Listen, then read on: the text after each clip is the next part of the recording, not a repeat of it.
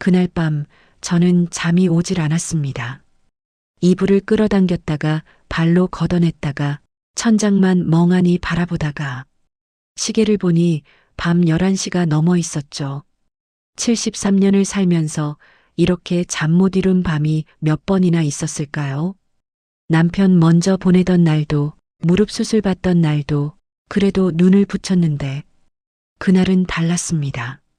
마음속에 뭔가 걸려 있었어요. 이야기를 처음부터 해야 할 것 같습니다. 그날 아침 저는 눈을 뜨자마자 휴대폰을 집어들었습니다. 매달 25일이 되면 하는 습관처럼요. 사실 꼭 확인해야 하는 건 아니었어요. 없어서 못 사는 게 있는 것도 아니었습니다.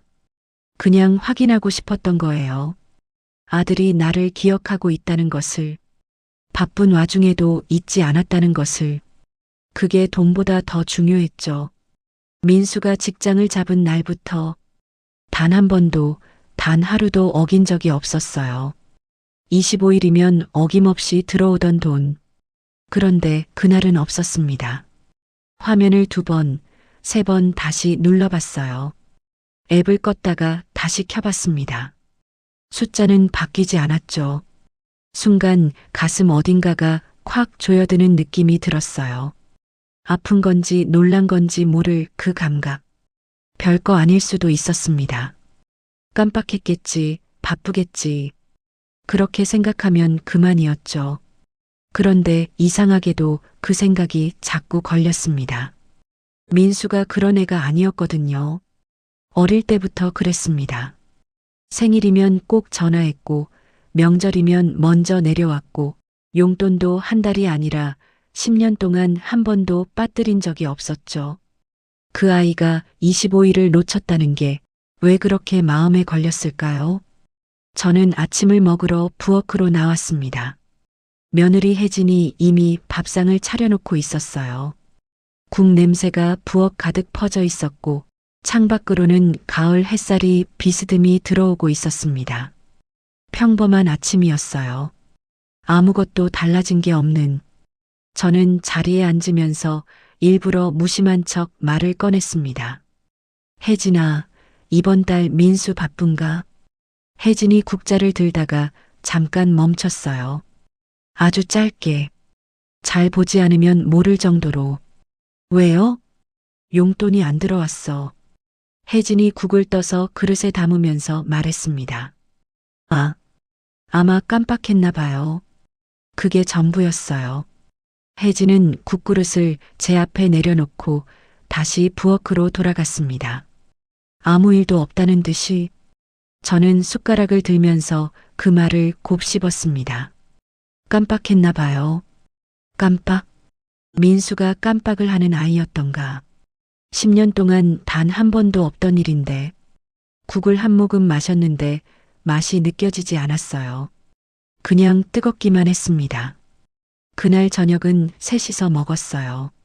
손주 지호가 학교에서 있었던 일을 제잘제잘 떠들었고 혜진은 반찬을 골고루 아이 앞에 놓아줬고 저는 그 모습을 바라보면서 밥을 먹었습니다. 이상할 게 하나도 없는 저녁이었어요. 그런데 저는 계속 혜진 얼굴을 봤습니다. 아무렇지 않게 웃고 아이한테 말 걸고 밥 먹고 뭐가 이상한 건지 딱 집어서 말할 수가 없었어요. 그냥 자꾸 보게 됐습니다. 그날 밤 10시가 조금 지났을 무렵이었어요. 저는 물을 마시러 방에서 나왔습니다. 거실 불은 꺼져 있었고 복도는 어두웠어요. 부엌 쪽으로 걸어가다가 걸음을 멈췄습니다. 안방 쪽에서 소리가 들렸거든요. 아주 낮게 속삭이듯이 혜진의 목소리였습니다. 저는 숨을 죽이고 그 자리에 섰습니다. 움직이지 않았어요. 그리고 그 말이 들렸습니다. 이번 달도 제가 보낼게요. 저는 꼼짝도 못했어요. 잠시 후 혜진이 다시 말했습니다. 아니요, 어머님은 아직 모르세요. 통화가 끊기는 소리가 났어요. 저는 그 자리에 서서 들고 있던 물컵을 그냥 꼭 쥐고 있었습니다. 손이 차가워지는 것도 몰랐어요. 내가 뭘 모른다는 건가? 그 말이 귀에서 맴돌았습니다. 한 번, 두 번, 세 번. 아침에 들었던 혜진의 대답이 다시 떠올랐어요. 깜빡했나 봐요. 그리고 지금 이 말. 이번 달도 제가 보낼게요. 머릿속이 빠르게 돌아가기 시작했습니다. 민수가 보내야 할 용돈을 혜진이 대신 보내고 있다는 건가? 그럼 민수는 뭔가? 돈이 없는 건가? 아니면 혜진이 중간에서 뭔가를 빼돌리고 있는 건가? 생각들이 엉키고 뒤집혔어요. 저는 발소리를 죽이며 방으로 돌아왔어요. 물은 한 모금도 마시지 못한 채로 침대에 누웠는데 눈이 감기질 않았습니다. 어머님은 아직 모르세요. 저는 그 말을 몇 번이고 되씹었습니다. 모른다고. 내가 모른다고. 73년을 살면서 자식 하나 믿고 살았는데 며느리한테 내가 모른다는 소리를 듣게 될 줄은. 그날은 정말 긴 밤이었습니다. 그리고 그때는 몰랐습니다. 그 밤이 우리 가족을 완전히 뒤흔들어 놓을 시작이 될 줄은요. 이 챕터. 그날 이후로 저는 며칠을 혼자 끙끙 앓았습니다.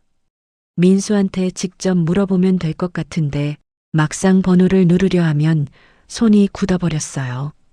혜진한테 따지면 될 것 같은데 아침 식탁에 마주 앉으면 말이 나오지 않았습니다. 이상한 일이에요. 평생 할 말 못하고 산 사람이 아닌데 이렇게 망설이는 제가 낯설었습니다. 그러다가 결국 혼자 나서기로 했어요. 민수 회사가 지하철로 내 정거장 거리에 있었습니다. 몇 번 가본 적 있는 곳이었어요. 중소기업이었지만 민수가 10년 넘게 다닌 곳이라 건물 생김새며 주변 풍경까지 눈에 익어 있었죠. 어느 날 오전 저는 혜진한테 아무 말도 하지 않고 집을 나섰습니다. 마실 나간다는 말만 하고 지하철을 타고 가면서 내내 생각했어요. 가서 뭘 할 건데? 민수 불러내서 뭐라고 할 건데? 막상 생각해보니 할 말이 없었습니다.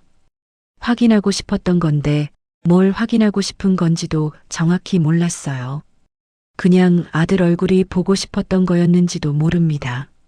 멀쩡하게 살아있는지, 정말 회사에 다니고 있는지. 민수 회사 건물 앞에 도착한 건 11시쯤이었어요. 사무용 빌딩이 빽빽하게 들어선 골목이었습니다. 점심시간 전이라 오가는 사람이 별로 없었어요. 저는 건물 맞은편 화단 근처에 서서 입구를 바라봤습니다. 유리문 안으로 젊은 사람들이 들어가고 나오는 게 보였어요. 저처럼 70 넘은 사람이 거기 서 있는 게 어울리지 않는 풍경이었죠. 저는 한참을 서 있었어요. 5분이 지나고 10분이 지나고 민수는 나오지 않았습니다. 당연했어요. 점심시간도 아닌데 갑자기 나올 리가 없었죠. 저도 알고 있었습니다. 그런데 발이 떨어지질 않았어요. 유리문이 열릴 때마다 저도 모르게 몸이 기울었습니다. 혹시 저 사람인가 하면서 그러다가 문득 정신이 들었어요. 내가 지금 뭘 하고 있는 건가? 70세 된 노인이 아들 회사 앞에서 혼자 서서 기다리고 있구나. 아들이 출근을 하는지 안 하는지 확인하러. 다리가 힘이 빠지는 것 같았어요. 화단 옆 낮은 턱에 잠깐 걸터 앉았습니다. 바람이 불었어요. 가을 바람이 목덜미를 스쳐가는데 괜히 눈이 시큰해졌습니다. 아들이 힘든 거라면 내가 여기 서 있는 게 무슨 소용인가. 들어가서 붙잡고 물어보면 되는데 왜 이렇게 문 앞에서 망설이고 있나? 알고 싶으면서도 알기 싫은 마음. 그 두 가지가 가슴 안에서 서로 잡아당기고 있었어요.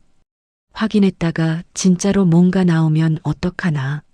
아들이 힘들다는 걸 알게 되면 어떡하나. 엄마면서 그걸 2달이나 몰랐다는 게 그게 제일 무서웠습니다. 아들이 잘못된 게 무서운 게 아니라 내가 몰랐다는 게 무서웠어요. 저는 한참 앉아 있다가 조용히 일어났습니다. 그리고 왔던 길로 돌아갔어요. 민수한테 전화 한 통 하지 않고 건물 안으로 들어가지도 않고 집에 오는 지하철 안에서 저는 창밖을 바라보면서 눈을 감았습니다. 그때였어요. 눈을 감으니까 옛날 장면이 떠올랐습니다. 까맣게 탄 작업복 차림의 남편이 보였어요. 우리가 한창 어렵게 살던 시절이었습니다. 남편이 공사판을 전전하고 저는 시장에서 좌판을 깔고 채소를 팔던 때 민수가 초등학교에 다니던 무렵이었어요.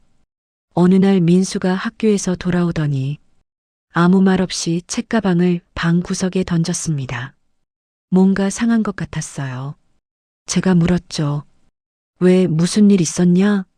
민수가 잠깐 망설이다가 말했어요. 친구들이 내 가방 낡았다고 놀렸어. 저는 그 말을 듣는 순간 가슴이 쓸렸습니다. 돈이 없는 건 어른인 제가 감당하면 되는 건데 이 아이까지 눈치를 봐야 한다는 게, 이 아이가 부끄러운 마음을 가져야 한다는 게. 그날 밤 저는 남편 퇴근을 기다렸어요. 밤 10시가 넘어서 들어오는 남편한테 내일 당장 민수 새 가방 사줘야 한다고 말했습니다. 남편이 피곤한 얼굴로 앉으면서 말했어요. 지금 당장 어디서 돈을 내? 어디서든 내야지. 우리 애가 학교에서 창피당하면 안 되잖아. 남편이 한숨을 쉬었어요. 그리고 조용히 말했습니다. 순자야. 애들은 가방이 낡아도 씩씩하게 크는 거야. 부끄럽다고 느끼는 건 우리가 심어줬기 때문이야. 저는 그 말이 마음에 안 들었어요. 그냥 사주면 되는 건데 왜 그런 말을 하냐고. 그날 밤은 남편이랑 말을 하지 않았습니다. 그런데 지금 지하철 창밖을 보면서 그 말이 떠올랐어요. 부끄럽다고 느끼는 건 우리가 심어줬기 때문이야. 민수가 실직하고도 저한테 말 못한 게, 혜진한테 짐이 될까봐 숨긴 게, 어쩌면 그게 다 저한테서 배운 건지도 몰랐습니다. 체면, 자존심, 남한테 쪽팔리면 안 된다는 것. 제가 그 아이한테 심어준 것들이 지금 그 아이를 가두고 있는 거였어요. 지하철이 역에 멈추는 소리가 났습니다. 저는 눈을 떴어요. 창밖에 흐릿하게 제 얼굴이 비쳤습니다. 늙은 얼굴이었어요. 주름이 깊고 눈가가 처진. 저는 그 얼굴을 한참 바라봤습니다. 3챕터.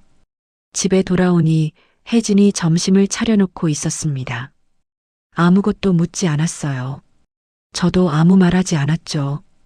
그냥 밥을 먹었습니다. 그 뒤로 며칠이 더 흘렀어요. 저는 어느 날 아침 일부러 한번 물어봤습니다. 아무렇지 않은 척 숭늉 한 모금 마시면서, 혜진아, 요즘 카드값 많이 나오냐? 혜진이 수저를 내려놓으며 아니요? 했습니다. 짧게, 담백하게. 저는 멈추지 않았어요. 돈 쓸 일 많지? 왜 그러세요? 그 눈빛이 살짝 좁아졌어요. 그냥 물어보는 거다. 혜진은 아무 일 없다는 듯 일어나서 설거지를 했고, 저는 식탁에 혼자 앉아서 식어가는 숭늉만 내려다봤습니다. 숨기는 사람 얼굴이 있어요. 세상을 오래 살다 보면 알게 됩니다. 눈을 마주치지 않으려 하거나, 말을 너무 빨리 끝내거나, 아니면 반대로 너무 자연스럽게 굴거나. 혜진은 세 번째였어요. 지나치게 평온했습니다. 그게 오히려 더 마음에 걸렸죠. 겉으로는 아무것도 달라진 게 없었어요. 손주 지호가 학원 갔다 돌아오면 간식 챙겨주고, 혜진이 타주는 커피 받아 마시고, 저녁엔 함께 텔레비전 보고. 그런데 더 불편했습니다. 평소처럼 지낼수록 저는 괜찮은 척 웃고, 혜진은 괜찮은 척 웃고, 그 사이에서 말해지지 않은 것들이 조용히 그리고 단단하게 쌓여가고 있었어요. 그러던 어느 날이었습니다. 볼 일이 있어서 은행에 가게 됐어요. 오래된 적금 만기도 확인할 겸, 통장 정리도 할 겸. 집에서 버스로 2 정거장 거리에 있는 지점이었어요. 자주 다니던 곳이라 눈에 익은 곳이었습니다. 번호표를 뽑고 자리에 앉았어요. 창문 너머로 가을 하늘이 보였습니다. 구름 한 점 없이 맑은 날이었어요. 이런 날에 나쁜 일이 생기면 더 이상하게 기억에 남더라고요. 번호를 기다리면서 가방 안을 정리하고 있었는데 시선 끝에 뭔가가 걸렸습니다. 저 건너편 상담 창구 쪽이었어요. 등을 보이고 앉은 여자가 한 명 있었는데 처음엔 그냥 지나쳤어요. 설마 했죠. 그런데 머리 모양이, 어깨선이. 저는 가방에서 손을 뺀 채 그냥 굳어버렸습니다. 혜진이었습니다. 직원과 마주 앉아서 서류를 들여다보고 있었어요. 목소리는 안 들렸지만 표정은 보였습니다. 진지했어요. 뭔가를 설명하듯이, 설득하듯이. 저는 자리에서 천천히 일어섰습니다. 들릴까봐 발소리도 죽이면서 가까이 다가갔어요. 직원의 말소리가 낮게 들렸습니다. 대출은 배우자 동의가 필요합니다. 심장이 쿵 내려앉았습니다. 혜진이 잠깐 망설이다가 말했어요. 남편은 지금 일 때문에 바빠서요. 제가 책임질게요. 저는 그 순간 숨이 막혔습니다. 소리가 멀게 들렸어요. 은행 안의 소음들이 전부 사라지면서 혜진의 목소리만 남았습니다. 제가 책임질게요. 저는 핸드백에서 휴대폰을 꺼냈어요. 손이 떨렸습니다. 민수 번호를 눌렀어요. 신호가 가는 소리. 한 번, 두 번. 민수가 받았습니다. 저는 목소리를 낮출 여유가 없었어요. 민수야, 너 지금 뭐 하는 거냐? 민수가 놀란 듯 엄마 왜 그래요? 했습니다. 네 와이프가 네 몰래 대출 받는다. 그 말을 뱉는 순간 혜진이 고개를 돌렸습니다. 우리 눈이 마주쳤어요. 혜진의 얼굴이 하얗게 변하는 게 보였습니다. 들고 있던 서류가 손에서 힘없이 내려갔어요. 저는 전화기를 잡은 손을 내릴 수가 없었습니다. 혜진은 자리에서 일어나지도 못했고 은행 안에서 우리 두 사람은 그렇게 한참 서로를 바라봤습니다. 그리고 그때는 몰랐습니다. 그 전화 한 통이 혜진이 혼자서 지켜온 모든 것을 한순간에 무너뜨리게 될 줄은 집으로 돌아오는 길이 그렇게 멀게 느껴진 적이 없었습니다. 버스를 탔는데 어느 정거장에서 내렸는지도 몰랐어요. 발이 알아서 걷고 있었고 머릿속은 은행 안 그 장면만 계속 되감고 있었죠. 혜진의 얼굴, 서류가 손에서 내려가던 그 순간, 눈이 마주쳤을 때의 그 표정, 놀란 건지 무너진 건지, 저는 그 표정을 뭐라고 불러야 할지 몰랐습니다. 현관문을 열고 들어서는데 집안이 조용했어요. 혜진은 먼저 와 있었어요. 부엌 식탁 앞에 앉아 있었는데 아무것도 하지 않고 그냥 앉아 있었습니다. 두 손을 무릎 위에 모으고 부엌에는 아무 냄새도 나지 않았어요. 저녁 준비를 시작하지 않은 거였습니다. 저를 보더니 자리에서 일어섰어요. 그런데 말을 하지 않았습니다. 저도 말을 하지 않았어요.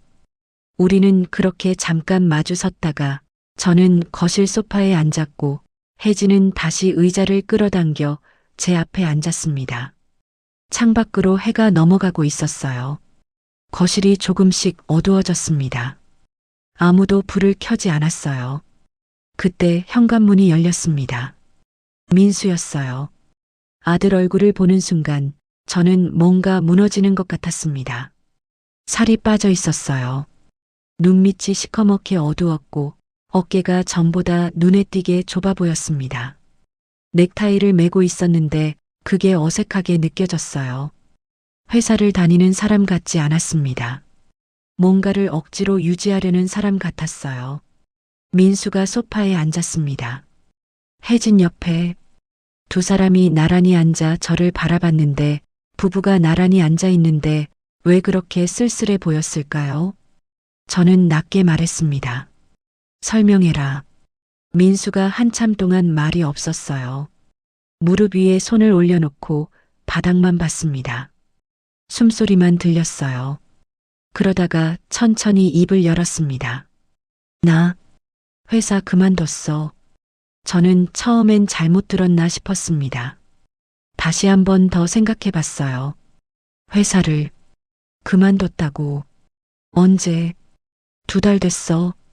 2달.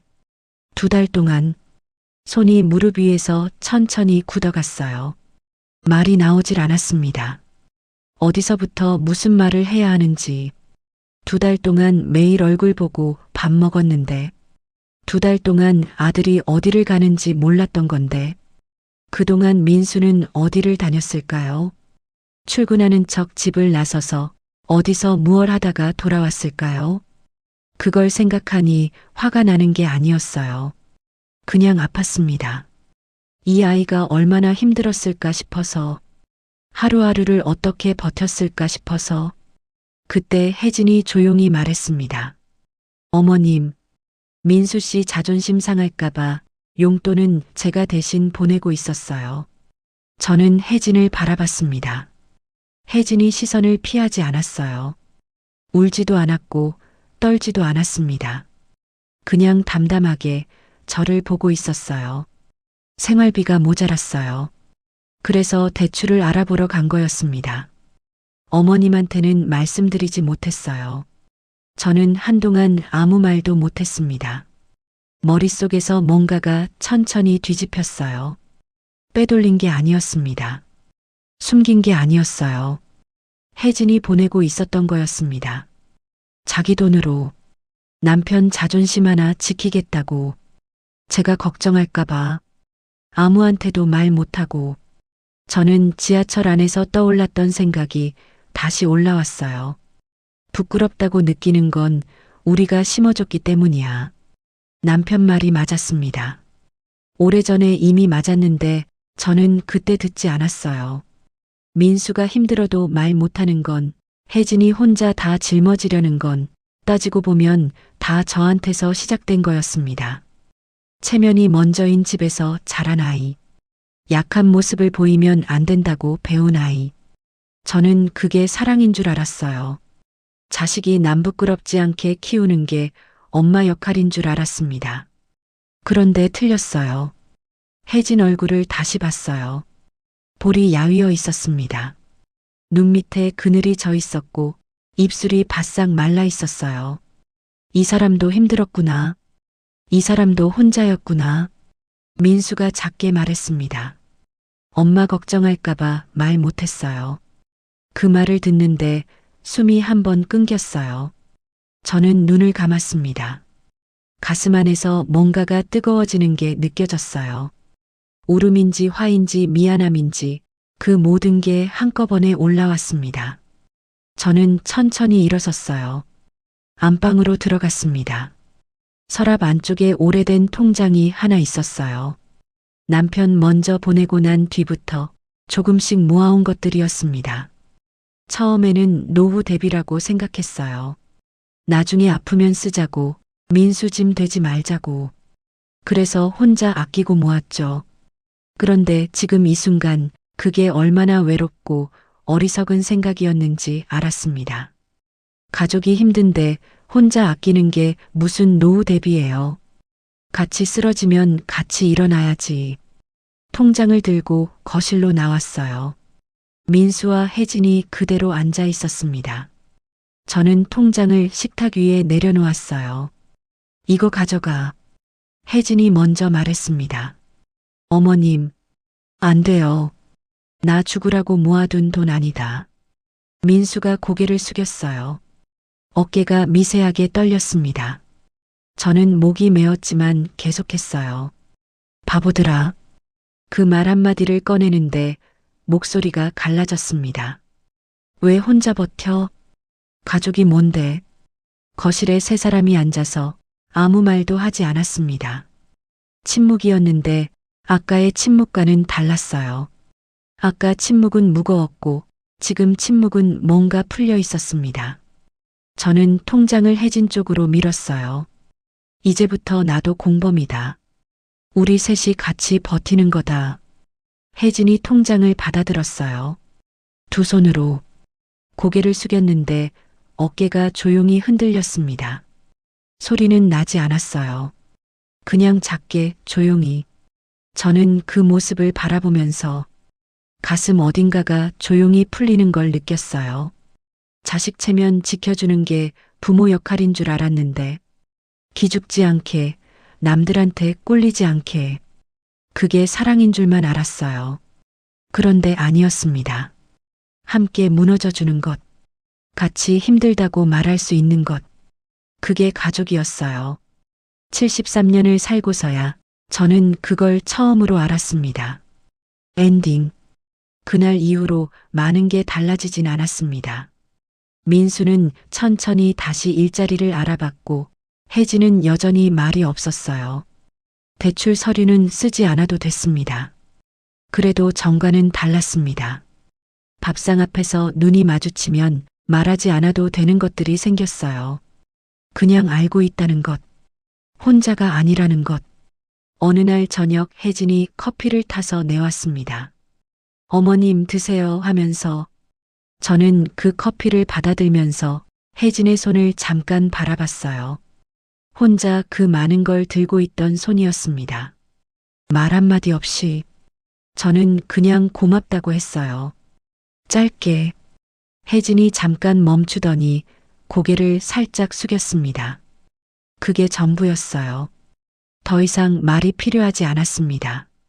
저는 요즘도 매달 25일이 되면 통장을 확인합니다. 그런데 이제는 다른 마음으로 봐요. 숫자보다 중요한 게 있다는 걸 압니다.